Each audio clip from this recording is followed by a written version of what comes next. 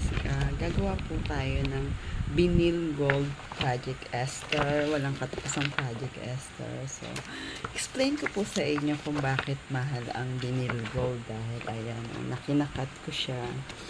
Yan, may ready na tayong cut. So, ang gagawin natin para makapaglagay tayo ng isang design ng Project Esther sa t-shirt is vinyl gold. After nating makat, tutuklapin natin ito. Ito ganito siya.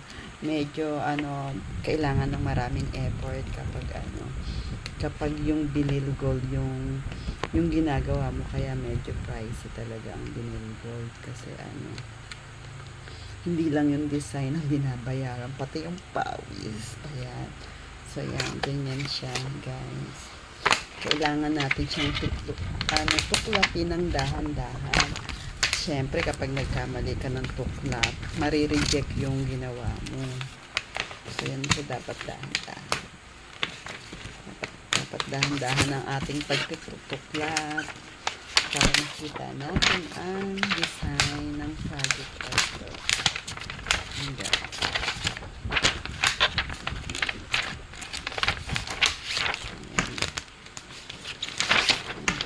So, dapat dahan-dahan siya para hindi mapunit. Dahan-dahan siya. Dahan-dahan siya. So, ayan na siya.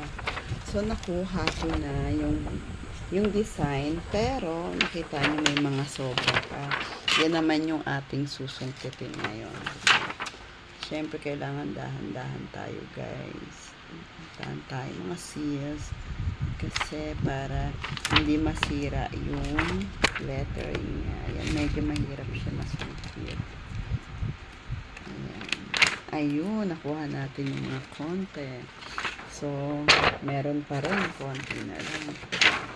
So, ayan, sinusungkit ko to. Sinusungkit ko para maging malinis yung lettering niya.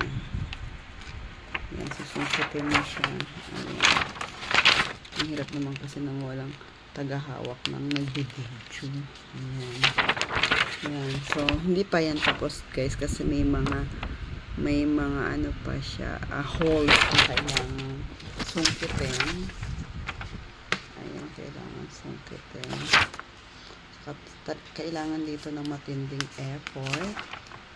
At saka, dapat, medyo maliwanag din yung place kasi medyo nakakaduling.